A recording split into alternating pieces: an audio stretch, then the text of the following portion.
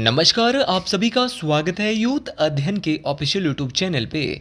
साथियों, एक बार फिर से मैं आप सभी के बीच एसपीटेट जून 2026 के लिए साइकोलॉजी का पार्ट 4 लेके आ चुका हूँ। पार्ट 4 का जो पहला क्वेश्चन है कि निम्न में से कौन सा संज्ञानात्मक तत्व नहीं है, which of the following is not a component of cognition. अगर बात करें संज्ञानात्मक तत्व की, कौन सा संज्ञानात्मक तत्व नहीं है, तो देखिए विचार भी एक संज्ञानात्मक तत्व है, अवधान भी संज्ञानात्मक तत्व है, प्रत्यक्षीकरण भी संज्ञानात्मक तत्व है, लेकिन आपका भावना जो है, फीलिंग्स जो है, वो क्या है आपका संज्ञानात्मक तत्व नहीं है। इस बात को आपने डिटेल से याद रखना है। ऑप्शन नंबर ए यहाँ पे बिल्कुल सही हो जाएगा। साथियों, बात करें संज्ञानात्मक, ये संज्ञानात्मक जो है इसका एक सिद्धांत भी दिया गया था जिसको बोलते हैं संज्ञानात्मक विकास का सिद्धांत। देखिए कॉग्निशन या संज्ञानात्मक का जो अर्थ होता है वो होता है किसी चीज़ के बारे में जानना। ठीक है, किस चीज़ के बारे में जानना ही हम क्या है, ये कॉग्निशन होता है। साथियों, बात करें आपका किसकी, संज्ञानात्मक विकास के सिद्धांत की, तो संज्ञानात्मक विकास का जो सिद्धांत है वो दिया था जीन पियाजे। और जीन पियाजे कौन थे, तो जीन पियाजे एक स्विट्जरलैंड के मनोवैज्ञानिक, तो स्विट्जरलैंड के मनोवैज्ञानिक थे जीन पियाजे, और इनके द्वारा दिया गया था थ्योरी ऑफ कॉग्निटिव डेवलपमेंट या कॉग्निटिव डेवलपमेंट। ये सारी बातें आपको बेहतरीन तरीके से याद रखनी है। पियाजे स्विट्जरलैंड के मनोवैज्ञानिक थे। साथियों, अगर आप भी तैयारी कर रहे हैं एसपीटेट जून 2026 के किसी भी स्ट्रीम की, आप भी क्लियर करना चाहते हैं एसपीटेट को, तो आप जुड़ सकते हैं हमारे साथ मात्र और मात्र 499 रुपीज़ मंथ में। हम देंगे आपको 499 में लाइव प्लस रिकॉर्डेड क्लासेस। और अब वो समय आ गया है जब आपको तैयारी करनी शुरू कर देनी चाहिए। तो लाइव प्लस रिकॉर्डेड क्लासेस आपको मिलने वाली है। तो अगर आप हमारे बैच के साथ जुड़ना चाहते हैं, एवरी सैटरडे आपका वीकली टेस्ट रहता है, तो 7876145409 इस नंबर पे कांटेक्ट करके आप हमारे बैच का हिस्सा बन सकते हैं।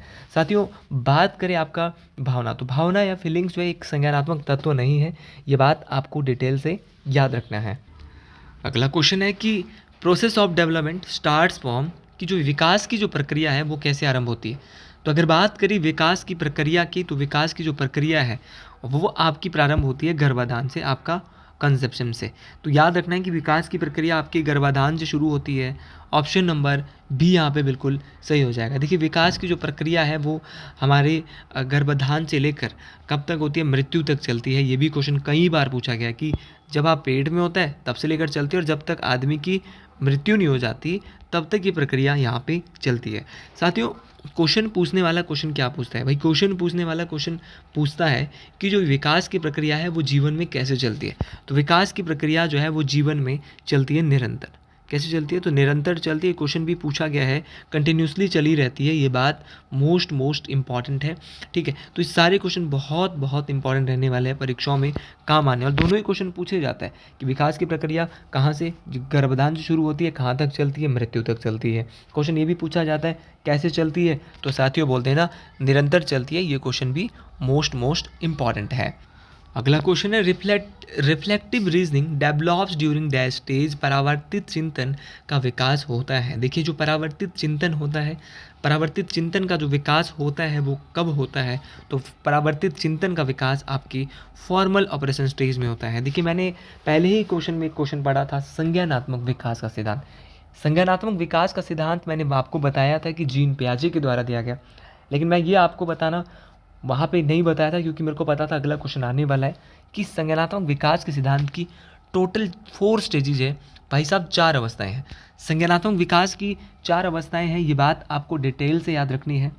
साथियों, बात करें आपकी औपचारिक संज्ञानात्मक अवस्था की, आपका फॉर्मल ऑपरेशन स्टेज की, तो ये फॉर्मल ऑपरेशनल जो स्टेज है पियाजे का, ये जो है इसमें जो है वो परावर्तित चिंतन का विकास होता है। साथियों, अगर बात करें आपकी औपचारिक संक्रात्मक अवस्था, तो ये 11 से जो 15 वर्ष के बीच होती है। ये बात आपको डिटेल से याद रखनी। तो 11 साल से ऊपर जो अवस्था होगी वो होगी आपकी फॉर्मल ऑपरेशनल स्टेज। और इसी अवस्था में मतलब इसी चरण में जो रिफ्लेक्टिव थिंकिंग होती है, मतलब सोचने के बारे में सोचना जो है वो विकसित होता है कि हम जो सोच रहे हैं उसके बारे में और हम सोचते हैं। ठीक है, उसी प्रकार पियाजे की सबसे पहली जो अवस्था है वो है sensory motor stage. Sensory motor stage को बोलते हैं संवेदीगात्मक अवस्था। तो संवेदीगात्मक अवस्था होती है 0 से 2 वर्ष। तो 0 से 2 वर्ष आपकी कौन सी अवस्था होती है, संवेदीगात्मक अवस्था होती है। उसके बाद होती है पूर्व संक्रियात्मक। अच्छा, पूर्व संक्रियात्मक अवस्था कौन सी होती है, तो पूर्व संक्रियात्मक अवस्था होती है 2 से 7 वर्ष। तो 2 से 7 साल जो अवस्था चलती है वो है पूर्व संक्रियात्मक अवस्था। ये बात आपको बेहतरीन तरीके से याद रखनी कि 2 से 7 वर्ष जो अवस्था चलती है वो पूर्व संक्रियात्मक अवस्था है, मोस्ट इम्पॉर्टेंट है। साथियों, इस अवस्था में बच्चा जो है वो प्रतीकात्मक रूप से सोचना शुरू करता है, मतलब उसकी सोच काफ़ी हद तक आत्म केंद्रित होती है। तो पूर्व संक्रियात्मक अवस्था में क्या होता है, बच्चा क्या करता है, कैसे सोचता है, तो पता रखना चाहिए। बच्चा प्रतीकात्मक सोचता है, मतलब उसकी जो सोच है वो आत्म केंद्रित होगी। फिर तीसरी स्टेज है मूर्त संक्रियात्मक।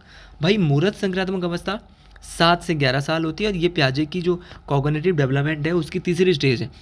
भाई मूर्त संक्रांतक अवस्था में बच्चा जो है वो घटनाओं के बारे में, ठोस वस्तुओं और घटनाओं के बारे में तार्किक रूप से सोचना शुरू करता है, और इसी को जो है वो क्या बोलते हैं, मूर्त संक्रांतक अवस्था बोले। तो जो चीज़ सामने है ना उस पर बच्चा सोचेगा, ठीक है, वस्तु और घटनाएं जो उसके सामने है उसके बारे में सोचेगा वो।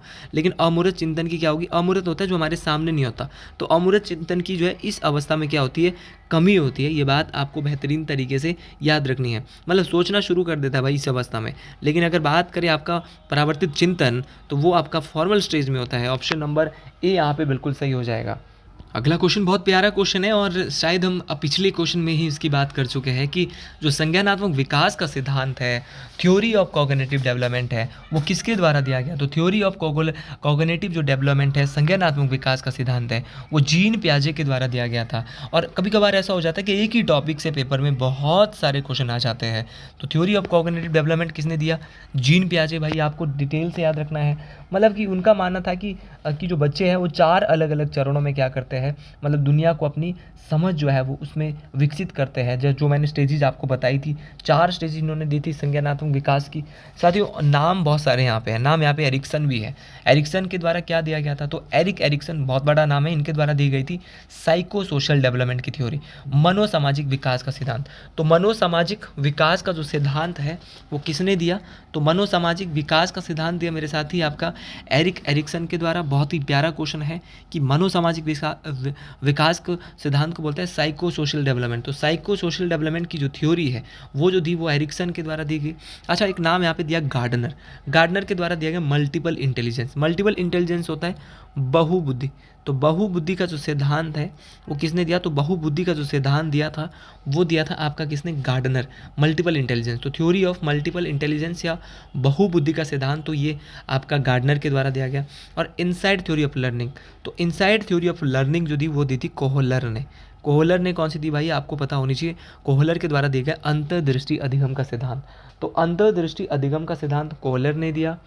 एरिक एरिक्सन ने मनोसामाजिक विकास का सिद्धांत दिया, और भाई आपका जीन पियाजे ने संज्ञानात्मक विकास का सिद्धांत दिया, और गार्डनर साहब ने थ्योरी ऑफ मल्टीपल इंटेलिजेंस दी। तो मतलब कि जितनी भी ये थ्योरीज है, जितनी भी ये बातें हैं, आपको अगले बार क्वेश्चन पूछने वाला क्वेश्चन कुछ भी पूछ सकता है। और यूथ अध्ययन जो वीडियोज़ ले आता है वो बहुत पावरफुल वीडियोज़ होती है, आप एक वीडियोज़ को देख के भी काफ़ी क्वेश्चन बना लेते हो। अगला क्वेश्चन है कि एरिक्सन के अनुसार स्व पहचान संकट देश अवस्था से संबंधित मुख्य विकासात्मक कार्य है। साथियों, according to Erikson identity crisis the major developmental task associated dash stage. देखिए, जो एरिक एरिक्सन के अनुसार जो स्व है, जो आपका आइडेंटिटी है, आपकी पहचान है, वो डैश संकट से, आपका संकट डैश अवस्था से संबंधित मुख्य विकासात्मक कार्य है। तो कौन सी अवस्था से है, ये बड़ा प्यारा क्वेश्चन है, बहुत ही प्यारा क्वेश्चन। बार बार ये पूछा जाता है कि जो आइडेंटिटी की जो बात है वो किस अवस्था में की जाती है, तो ये एडोलसेंस एज में। मतलब कि एरिक्सन के अनुसार जो स्व है, जो पहचान है, वो संकट जो है वो किशोर अवस्था से संबंधित मुख्य विकासात्मक कार्य है। ऑप्शन नंबर ए यहाँ पे बिल्कुल सही हो जाएगा। तो ऑप्शन नंबर ए यहाँ पे बिल्कुल सही हो जाएगा। देखिए, जो आपका किशोर अवस्था है, ये पियाजे की किस अवस्था में देखने को मिलती है, सॉरी पियाजे नहीं, एरिक एरिक्सन। तो एरिक एरिक्सन की किस अवस्था में, जो एरिक एरिक्सन का मैंने अभी आपको बोला मनोसामाजिक विकास का सिद्धांत, उसकी किस अवस्था में देखने को मिलता है, तो ये मिलता है आपका इसकी 5th स्टेज। इसकी जो 5th स्टेज है जिसका नाम है पहचान बनाम भूमिका भ्रम। तो पहचान बनाम भूमिका भ्रम ये 5वीं स्टेज है। अच्छा, एरिक एरिक्सन ने कितने चरण, विकास के कितने चरण बताए थे, बहुत प्यारा क्वेश्चन है। तो विकास के एरिक एरिक्सन ने 8 चरण बताए थे। 8 चरण कौन कौन से, तो पहला था विश्वास बनाम अविश्वास, ट्रस्ट वर्सेस मिसट्रस्ट। तो विश्वास बनाम अविश्वास बहुत इंपॉर्टेंट है। अच्छा, स्वायत्त बनाम शर्म, ये आपके इसका दूसरा है, बहुत इंपॉर्टेंट है ये भी। तो दूसरी है, इसको बोलते हैं ऑटोनॉमी वर्सेस शेम। पहली है ट्रस्ट वर्सेस मिसट्रस्ट, तीसरी है पहल बनाम अपराध बोध। पहल बनाम अपराध बोध 3 से 6 वर्ष तक चलता है, ये बात आपको बेहतरीन तरीके से याद रखनी है। इसको बोलते हैं इनिशिएटिव वर्सेस गिल्ट। चौथा है इंडस्ट्री वर्सेस इनफेरियरिटी, उद्योग बनाम हीनता, 6 से 12 साल में होती है। पहचान बनाम भ्रम, आइडेंटिटी वर्सेस रोल कन्फ्यूजन, जिसमें किशोर अवस्था वगैरह आती है, बहुत इंपॉर्टेंट है, 12 से 18 साल में आता है। अच्छा, छठी है इंटीमेसी वर्सेस इजोलेशन, आत्मीयता बनाम अलगाव। सातवीं है उत्पादकता बनाम आत्म अवशोषण, जनरेटिविटी वर्सेस स्टैग्नेशन। और आठवीं है अखंडता बनाम निराशा, ईगो इंटीग्रिटी वर्सेस डिसअपियर। तो ये सारी बातें 8 की 8 अवस्थाएं आपको बेहतरीन तरीके से याद रखनी है। अब जी क्वेश्चन पूछने वाला क्वेश्चन पूछता है, चलो 8 अवस्थाएं तो आपने बता दी।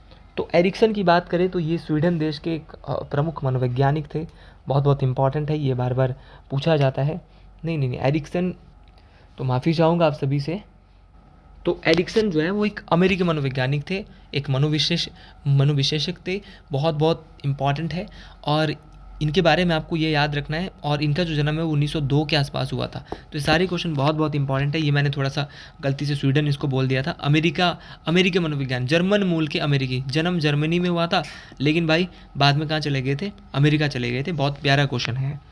अगला क्वेश्चन है कि पावलोव के प्राचीन अनुबंधन सिद्धांत में घंटी की आवाज़ है। Sound of the well in Pavlov classical conditioning learning theory is. देखिए, जो पावलोव का जो प्राचीन अनुबंधन का सिद्धांत है, इसको जो आपका शास्त्रीय अनुबंधन का सिद्धांत भी इसको कहा जाता है। जो क्लासिकल कंडीशनिंग थ्योरी है, वो हमें क्या बताते हैं, मतलब कि वो घंटी की जो इसमें आवाज़ आ रही है, तो घंटी एक कैसे काम कर रही है, तो एक तटस्थ उद्दीपक के रूप में घंटी जो है वो क्या है, बार बार यहाँ पे कार्य कर रही है। तो मतलब कि क्या बात करें, घंटी जैसे मतलब कि आपका उद्दीपक, तो ये जो है जो घंटी है ना आपकी, वो यहाँ पे काम कर रही है अनुबंधित उद्दीपक, मतलब कि आपका कंडीशनल स्टिमुलस। तो ये बात कर रही है कंडीशनल स्टिमुलस के रूप में। ऑप्शन नंबर बी बिल्कुल सही हो जाएगा। इवान पावलोव के द्वारा यहाँ पर जो सिद्धांत दिए गए थे, वो सिद्धांत दिए गए थे आपके कौन सा, तो इसने दिया था आपका शास्त्रीय अनुबंधन का सिद्धांत, बहुत बहुत इंपॉर्टेंट है। और जो एस टाइप का जो सिद्धांत है इसका, वो बात करता है आपका भोजन और घंटी जैसे उद्दीपकों पर, ये क्या देता है, जोर देता है। तो घंटी की जो यहाँ पे आवाज़ आती है इसकी थ्योरी में, वो है हमारा अनुबंधित उद्दीपन, मतलब कि अनुबंधित उद्दीपन या अनुबंधित उद्दीपक, आप इसको कुछ भी बोल सकते हो। चाहे जैसे कि अच्छा अस्वाभाविक, यहाँ पे जो अस्वाभाविक जो उद्दीपन है, अनकंडीशनल स्टिमुलस जो है वो क्या हो सकता है। ऑप्शन नंबर ए जो यहाँ पे है, इसका मतलब क्या था, तो मतलब कि जैसे भोजन आता है एक डॉगी के सामने, वैसे ही जो भोजन को देखकर जो स्वाभाविक रूप से उसमें लार आती है, उसको बोलते हैं अनकंडीशनल स्टिमुलस। ठीक है, जहाँ लार है, जो तो कंडीशनल स्टिमुलस है ना, वहाँ तो मतलब उसको क्या हो रहा है, वहाँ तो उसको जो है वो घंटी की आवाज़ आ रही है, और बाद में भोजन के साथ वो जुड़कर क्या है, उसको अनुबंधित कर रहा है। अच्छा, कंडीशन रिस्पॉन्स क्या है, इसका मतलब क्या हो सकता है, तो कंडीशन रिस्पॉन्स है कि केवल घंटी की आवाज़ पर लार टपकना। तो कंडीशन रिस्पॉन्स का अनुबंधित जो अनुक्रिया है, अनुक्रिया का मतलब यहाँ पे ये हुआ कि उसकी केवल जब वो घंटी को देखेगा कुत्ता, तो घंटी की आवाज़ जैसी वो सुनेगा तो उसमें लार आ जाएगी, उसको पता है कि जैसी घंटी आएगी उससे उसको मिलेगा खाना। ठीक है, तो अच्छा एक और है भाई हमारा अनुबंधित अनुक्रिया। तो अनुबंधित अनुक्रिया का मतलब तो आपको यही पता होना चाहिए कि भाई भोजन को देखकर जो भोजन को देखकर क्या हो जाएगा, उसको भोजन को देखकर आपका जो वो बंदा होगा, मतलब कि आपको पता होना चाहिए कि भोजन को देखकर मतलब कि क्या होगा, घंटी की आवाज़ जो है वो क्या है, उससे ये जुड़ा होगा। तो ये सारे क्वेश्चन बहुत बहुत इंपॉर्टेंट है। इवान पावलोव बहुत एक बड़े मनोवैज्ञानिक हैं। अच्छा, बात करें भाई साहब इवान पावलोव जी की, तो ये आपके रूसी मनोवैज्ञानिक थे। बहुत ही प्यारा क्वेश्चन इनके बारे में परीक्षा में पूछा जाता है। और इवान पावलोव के बारे में बड़ी बात बताऊं तो इनको 1904 में नोबेल पुरस्कार भी दिया गया है, तो बहुत बड़ी बात है। तो चिकित्सा में मेडिसिन के जो क्षेत्र है उसमें इनको जो है वो नोबेल पुरस्कार मिला, बहुत बड़ी बात है भाई इवान पावलोव के बारे में। रूसी मनोवैज्ञानिक, बहुत बहुत प्यारा क्वेश्चन। क्लासिकल कंडीशनिंग थ्योरी आपको इनके बारे में याद रखनी है। चारों ऑप्शन भी समझाने का प्रयास किया था मैंने। आगे बढ़ते हैं। अगला क्वेश्चन है कि TAT is a projective technique used for measuring. देखिए, टीएटी परीक्षण एक प्रक्षेपी तकनीक है जिसका उपयोग डैश के मापन के लिए किया जाता है। तो टीएटी परीक्षण एक व्यक्तित्व का परीक्षण है, एक पर्सनैलिटी का परीक्षण है। मतलब कि ये जो परीक्षण है इसका उद्देश्य जो है वो क्या है, मुख्य रूप से व्यक्तित्व के विभिन्न पहलू, जैसे कि आदमियों के बीच पारस्परिक संबंध क्या है, उनके बीच क्या भावनाएं हैं, उनका संघर्षों का आकलन हम इसमें क्या करते हैं, आकलन करते हैं। मतलब कि अगर बात करें थीमेटिक एप्रिसिएप्शन टेस्ट की, टीएटी की, तो ये एक व्यक्तित्व का परीक्षण है और इसे 1930 में हेनरी मरे और क्रिस्टाना डी मॉर्गन, तो मॉर्गन और ए मरे, इन दोनों के द्वारा ये लाया गया था। तो डी मॉर्गन और हेनरी ए मरे। तो ये तो बहुत ही आसान क्वेश्चन था और ये टीएटी परीक्षण जो है 1930 के आसपास लाया था भाई। और किसने लाया था ये? तो ये लाया था मॉर्गन और हेनरी ए मरे। दोनों बातें आपको बेहतरीन तरीके से याद रखनी है। अच्छा, अगला क्वेश्चन है कि व्यक्तिक भिन्नताएं डैश में पाई जाती है। अच्छा, व्यक्तिक भिन्नताएं क्या होती है भाई?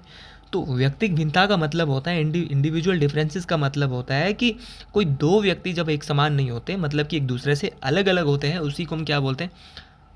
इंडिविजुअल डिफरेंसेस, व्यक्तिक भिन्नताएं।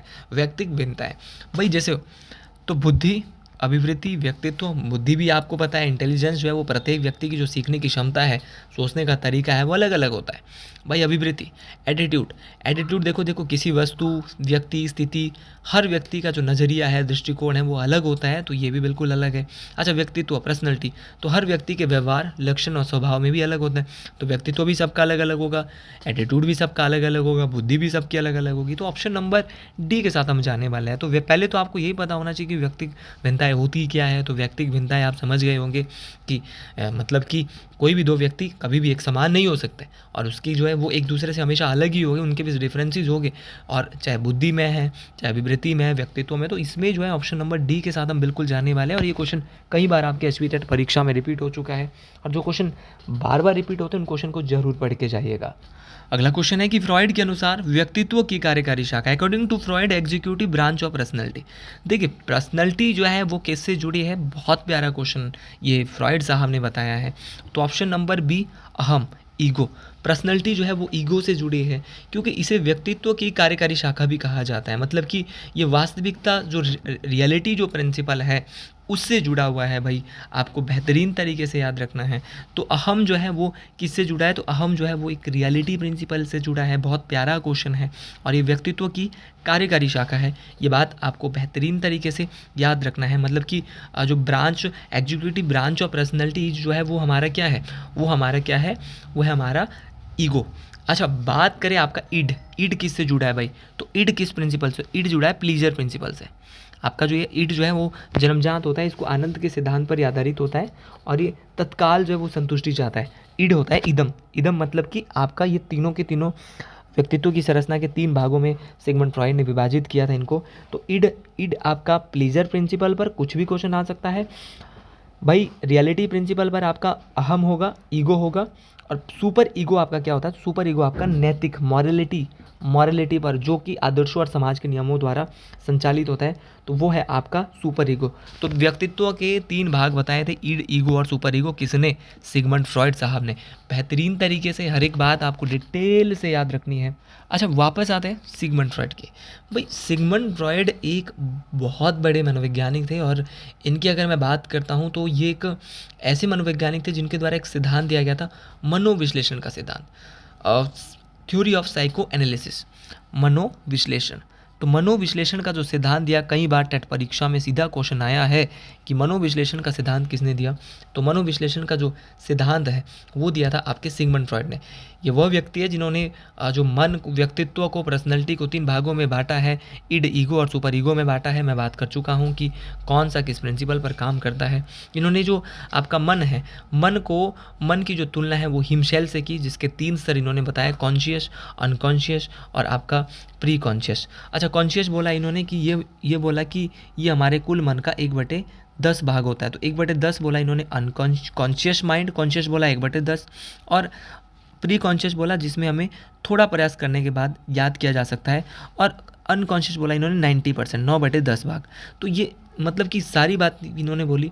तो ये इन्होंने मन की जो है वो मन को 3 भागों में, मन के 3 स्तर इन्होंने बताया, conscious, pre conscious, unconscious. Unconscious को बोला 9/10, और जो प्री कॉन्शियस है उसको बोला 1/10। तो दोनों क्वेश्चन बहुत बहुत इंपॉर्टेंट है, परीक्षाओं में बार बार पूछे जाते हैं। तो इन सभी चीज़ों को आपको डिटेल से, बेहतरीन तरीके से याद रखना है। और अगर फ्रॉइड साहब की बात कर ही रहे हैं तो इनकी किताब आपको ज़रूर याद रखनी है, जो बार बार परीक्षा में पूछी जाती है, इंटरप्रिटेशन ऑफ ड्रीम्स। तो इंटरप्रिटेशन ऑफ ड्रीम्स 1899 के आसपास इन्होंने प्रकाशित करी थी। एक बार मैं यहाँ पर नोट कर लेता हूँ, द इंटरप्रिटेशन ऑफ ड्रीम्स। तो इंटरप्रिटेशन ऑफ ड्रीम्स। तो इंटरप्रिटेशन ऑफ ड्रीम्स जो है इनके द्वारा एक बुक लाई गई थी, बहुत बेहतरीन तरीके से ये बुक आपको याद रखनी है। तो द इंटरप्रिटेशन ऑफ ड्रीम्स जो बुक है वो किसने लाई थी, तो ये सिगमंड फ्रॉइड के द्वारा लाई गई थी। बेहतरीन ये बुक थी और यहाँ से काफ़ी सारे क्वेश्चन आपके बनने वाले थे। तो साथियों, अगर आप भी एक मिडिल क्लास फैमिली से आप भी तैयारी करना चाहते हो एचपी टेट की, तो आप ज़रूर हमारे चैनल के साथ यूथ अध्ययन के साथ जुड़ सकते हैं। लाइव प्लस रिकॉर्डेड क्लासेस, हर एक सब्जेक्ट का बेहतरीन टीचर आपके बीच प्रोवाइड होने वाले हैं। तो 7876145409 इस नंबर पे कांटेक्ट करके आप हमारे बैच का हिस्सा बन सकते हैं। और अगर आपको मेरी वीडियोस थोड़ी भी अच्छी लगती है तो भोले बाबा का नाम, हर हर महादेव, मैं बहुत भोले बाबा को मानता हूँ और आप सभी भी मानते होंगे। तो एक बार कमेंट बॉक्स में ज़रूर लिखिए हर हर महादेव, जय श्री गुल महाराज, राधे राधे, हर हर महादेव, श्री गुल महाराज की जय।